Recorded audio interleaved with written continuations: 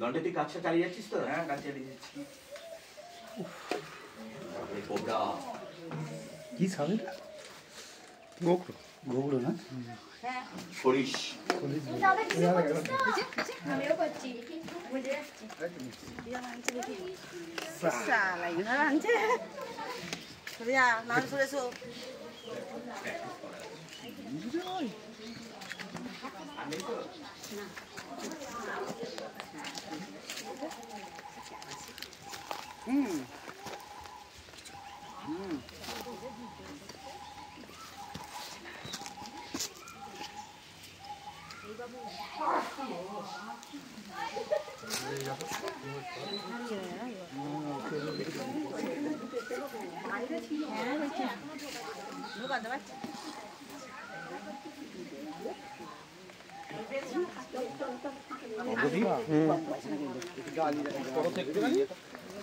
একটা অন্য ইট পাল্টা ওটা না বারবার উল্টে যাচ্ছে।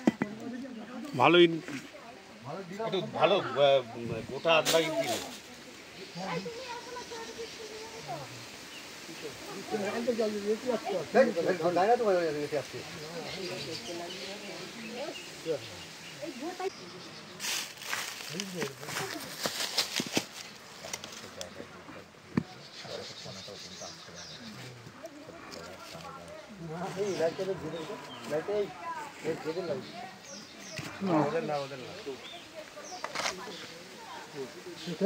ওইখানে এক প্রশ্ন আছে তাই তো?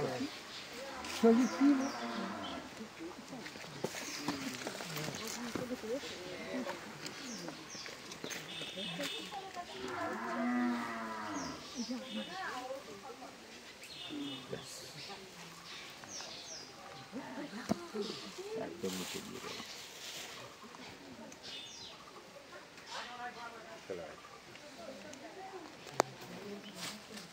আমি সর্বমিত্র অরিন্দম।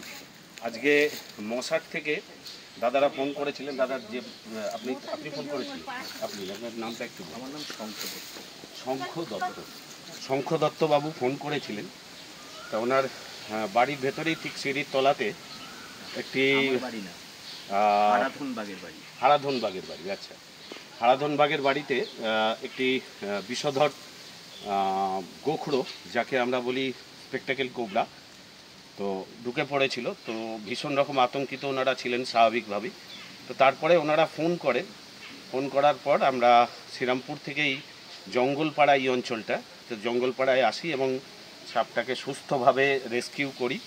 এরপর তো আমরা তার নিজ জায়গায় তাকে আমরা ছেড়ে দেবো।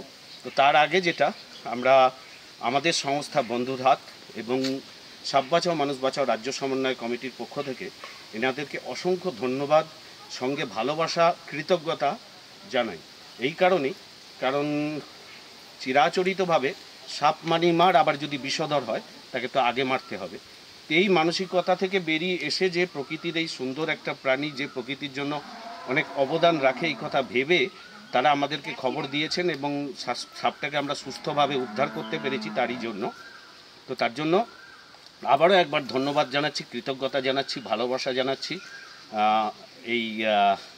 এই বাংলা নববর্ষের সূচনায় এই ধরনের একটা সিদ্ধান্ত খুব ভালো লাগে। আমরা যে নিরন্তর পরিশ্রম করে চলেছি মানুষের জন্য, সাপের জন্য, সেই যে পরিশ্রম সার্থক হয় তখনই যখন এতগুলো মানুষের সহযোগিতা পাওয়া যায়।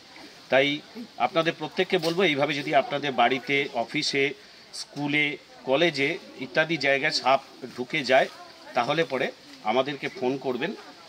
আমার ফোন নাম্বার 9874079970। মনে রাখবেন যে জঙ্গলে বা যেখানটা ওদের থাকার স্বাভাবিক জায়গা সেখানে থাকলে ফোন করবেন না। এটা বন দপ্তরের আইন বিরুদ্ধে এবং আমরাও এই কাজটা করব না। তো এছাড়াও কারুকে যদি সাপে কামড়ায় 100 মিনিটের মধ্যে চিকিৎসা করবেন। সাপে কামড়ালে ওঝাগুনির নয়, শুধুমাত্র সরকারি হসপিটালেই চিকিৎসাটা হয়। সমস্ত সরকারি হসপিটালে অ্যান্টিভেনাম পাওয়া যায় এবং যে সমস্ত স্বাস্থ্যকেন্দ্র যেখানে শয্যা আছে, রাত্রিবেলায় ডাক্তারবাবু থাকে, সেখানেও অ্যান্টিভেনাম পাওয়া যায়। সুতরাং দেরি না করে আগে হসপিটালে যাবেন, আমাকে ফোন করবেন, পরে করবেন। যদি কোনো ধরনের কোনো অসুবিধা থাকে নিশ্চয়ই ফোন করবেন, আমি আপনাদের বা আমাদের সংস্থা আপনাকে যথেষ্ট রকম সহযোগিতা করার চেষ্টা করব। ভালো থাকবেন, আনন্দে থাকবেন। আবার কখন কোথায় কবে আপনাদের সঙ্গে দেখা হবে জানি না। ভালো থাকুন। একদিক থেকে ভালো হয়েছে জানো তো। মুখটা ঘুরিয়ে দাও, মুখটা ঘুরিয়ে দাও, মুখটা ঘুরিয়ে দাও। ওই থাক।